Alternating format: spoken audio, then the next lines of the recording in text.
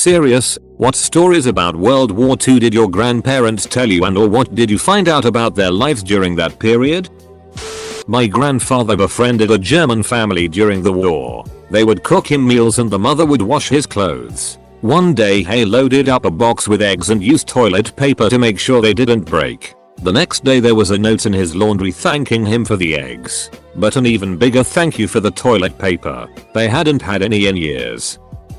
My grandfather would talk about the training time with his unit while being transported, but mostly about a little kid he was helping feed in China after Japan surrendering. He would just think aloud about what happened to him and if he was alright. He never talked about combat. I did walk into his house once and the History Channel was on showing a USMC graveyard on Okinawa and he was crying.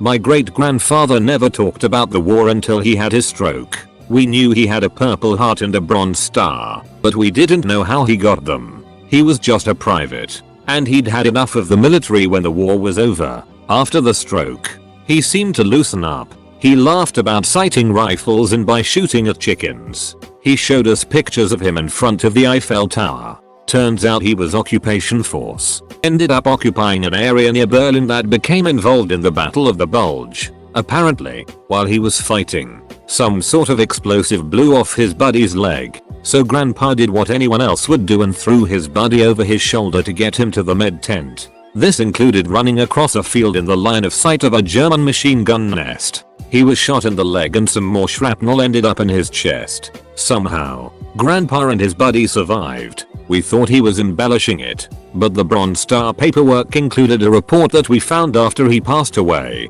Two higher ups signed that the story was true. So I guess I have to believe it. He told us it wasn't that big of a deal and that he didn't deserve all those medals for what he did. What a badass. R.I.P. Gramps. Edit. Words. Edit 2. People are pointing out that this battle didn't happen in Berlin. He never said Berlin. Just Germany. I said Berlin because I'm not good at history. Sorry.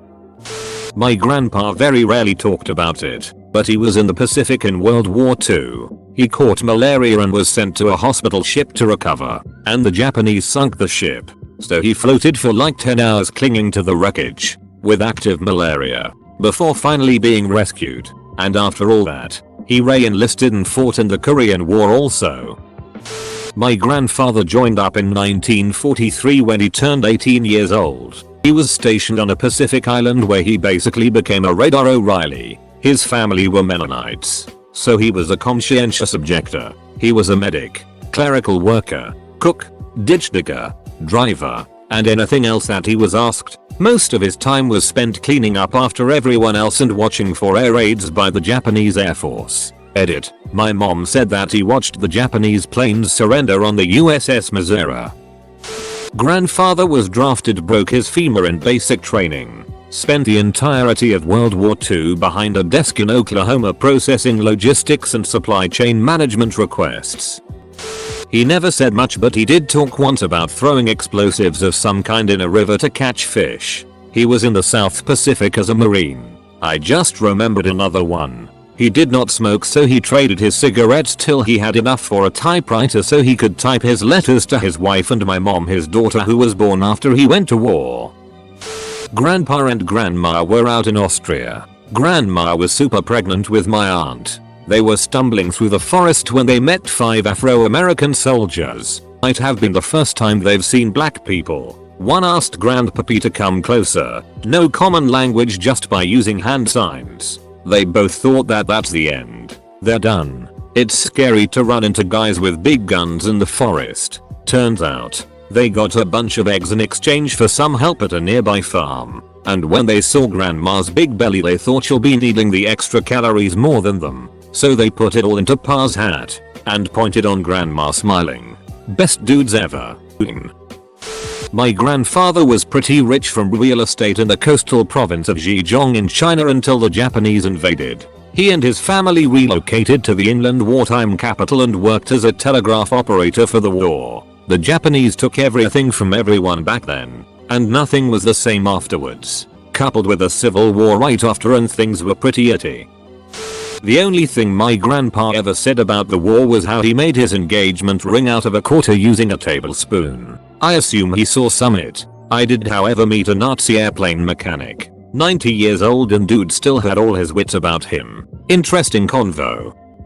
My grandmother was a Jew in a Nazi concentration camp. She was pretty much certain to die because she didn't have a job and she wasn't cunning enough to survive on her own. It was rough. One day some local farmers in Russia bought her to work for them during the day. So she would go to the farm to work during the day and come back at night. The farmers would feed her and clothe her. They also helped her sneak food into the camp. Often, I don't know how, she would sneak soups into the camp to give to her friends and family. The farmers were endless in their kindness and helped her survive until the Nazis were defeated and everyone was released. My grandmother was reunited with her family and lived a long life until she died last year. Without the farmers' kindness, I don't think I would be here today. Okay, so let me first insist that the story that will follow is absolutely serious and nowhere near to be a joke. This happens in the middle of the war, in Brussels, occupied by Nazi forces. The uncle of my grandmother, Arthur, had a dog, which he always took with him when he would go outside, for a walk, to the shop, to visit family, etc. everywhere, and everybody knew it. One day, Arthur meets the local butcher in the street and he doesn't have his dog with him.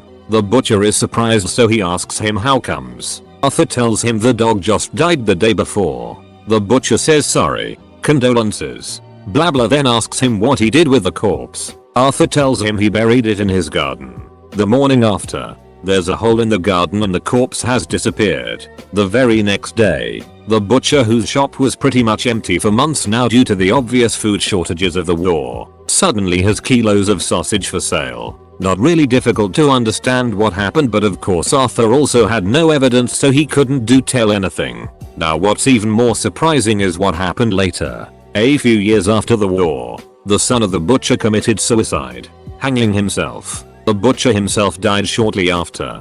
He was ice skating on frozen lake and the ice broke. A new butcher took over the shop. His son was killed during a robbery by an infamous gang, the Brabant Killers. After this it became a laundry shop, whose owners killed himself at 17 with a gun. New owners came in and 2 years ago a fire completely destroyed the shop.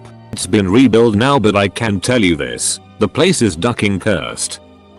My grandfather lost his twin and his mother in a German bombing raid during the Blitz. He was 15 at the time and an alcoholic for most of his adult life. My great aunt told me she and her friends used to play in the bombed ruins of buildings near their home in West London. In retrospect, she realized how dangerous it was to be 3 stories up a crumbling building, but at the time, they didn't care at all. My grandpa stormed the beaches at Pointe du Hoc in Normandy and lived to tell about it. Afterwards, when things calmed down and they had left France, he ran off for about a week to another country and had some fun. I went back to Pointe du Hoc with him for a Rangers reunion with my family several years ago. Now that was powerful, standing in the same area with your grandpa and family, where he stormed the beaches.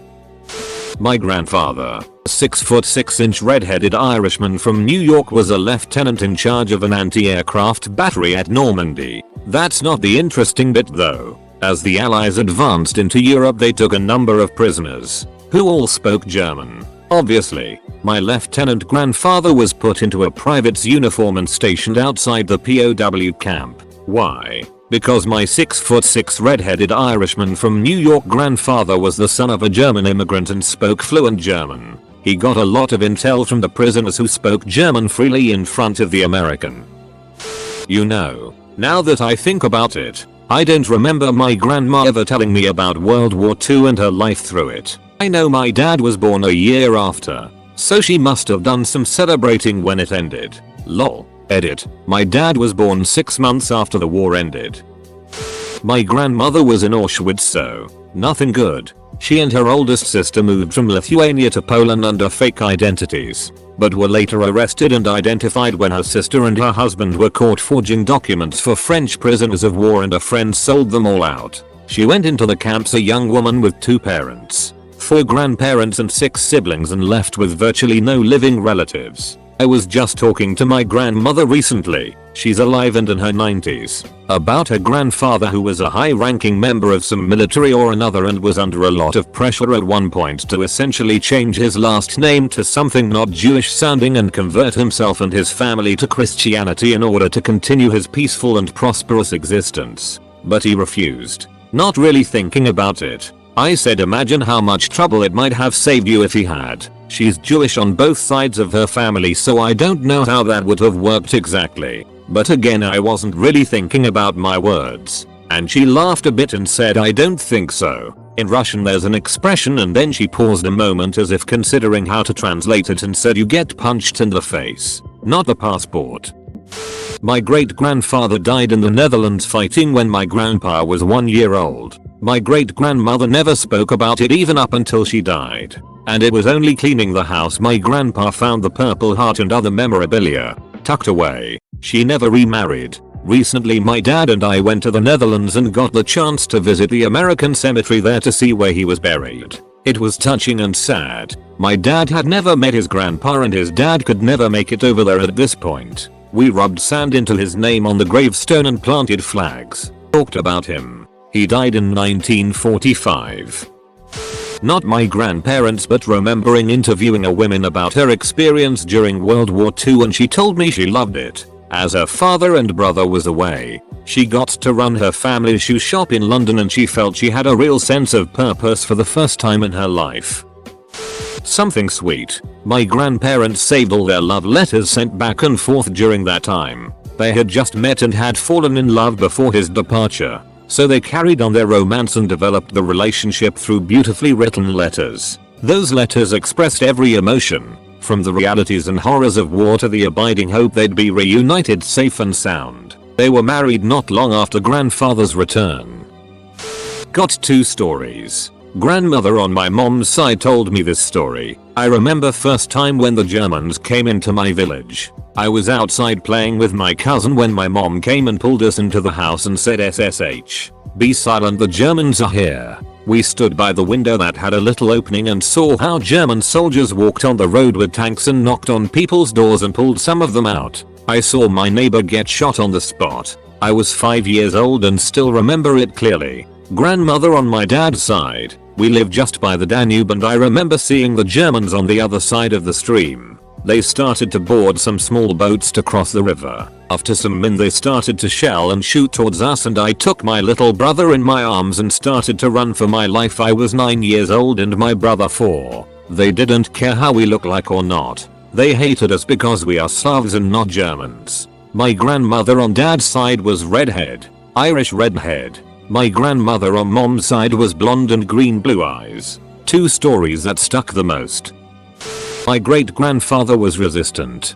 He lived in Lorraine, a region of France, very close to Germany. When the Nazi regime wanted to force the soldiers of Alsace and Lorraine to enroll, he refused to join the Nazi army. He will be imprisoned, but will later manage to escape with his family to Toulouse in the Free Zone. To avoid being found by the Nazis, he joined the Maquis, rural guerrilla bands, until the end of the war. His son, my grandfather, is also kind of a resistant in a way. He put fat mixed with sand to sabotage the rail ball bearings. One day, he wanted to give a bottle of water to a deportee and was slapped by a German officer. The officer was then punished for this slap. There's an amazing French video subtitled in English with a lot of great testimonies of people telling their grandparents stories about awful, touching, disgusting, amazing things Nazis did while occupying their village. It's a must watch. My great-grandfather commanded a battery stationed in France for a period of time. They were tipped off about a German supply train that would be passing through the area. They ambushed the train and captured 150 German soldiers, injured 30, killing 25 in the fight. Some tanks and other equipment was destroyed or taken. All members received a Bronze Star and my great-grandfather also received the Croix de Guerre, awarded to those soldiers who distinguish themselves by acts of heroism involving combat with the enemy. All I know is that my grandfather fought against the Nazi regime and got shot during the battle for Berlin. He was a Soviet soldier, survived thankfully only to pass away in the 70s. Pacific Theater, Southeast Asia, Japanese occupation. Granddad was a small boy at the beginning of the occupation. He didn't know he has to bow to any soldiers he passes. One day, the soldier called him over, gave him one tight slap across his cheek and ear. He went permanently deaf in that ear. Light-hearted story. My grandpa was an MP, military police. When the soldiers got in bar fights and they needed to call the MP, he would get sent out to break it up, load them into the jeep and take them back to base. He said they would drop them off at the gate. If they were sober enough to walk back to barracks on their own, they were free to go. If they were too drunk, they would have to take them to the brig. These soldiers were under a lot of stress. I think it's a pretty cool thing that he bent the rules for some of these guys. My father was a medic in World War II and was part of the Normandy invasion where he had to do what he could with pieces of soldiers. It must have been horrifying. On his deathbed he admitted that he stole 2 small bars of silver from the body of a German soldier somewhere in France. He wasn't proud of it and in fact he was quite ashamed of his actions even 60+ years later. When he returned home he sold the silver and in a small way it helped him purchase a small trailer in which he and my mom lived while he finished college. My great-grandfather had a hobby of pissing off the Nazis, like going down the street in bright orange, national colors, waving the national flag, blasting the forbidden resistance radio over the street, anything to annoy the Nazis. He was put against the wall multiple times, after which he quit whatever he was doing for a while. He also sheltered Jews and some that were wanted by the Reich. Needless to say, it was a stressful period for the rest of the family. My grandfather was shot through the testicle in a small gunfight in Poland. He was nursed back to health by nuns, then captured as a prisoner of war where he spent the entirety of the war in a POW camp. When the war finished he was released and came back home to Scotland. He then proceeded to have 4 children with 1 testicle. I wrote a paper on him back during high school and won a trip to Belgium and France to visit World War II sites. It was great. My dad told me his grandpa used to help Jews flee. One of the people he worked with told him that if the Jews got caught, they were killed. He didn't believe it because, how can you kill that many people? It was after the war he learned that it was all true. My father was an orphan who joined the army at age 16 with a forged birth certificate in January 1944. He was sent to the Pacific with a crew of Seabees. He ended up in a Japanese POW camp after the tiny island where they landed to build an airstrip was a secret Japanese base. He lost 2 fingertips and several toes to frostbite. He said it was mostly extremely boring, punctuated by horror.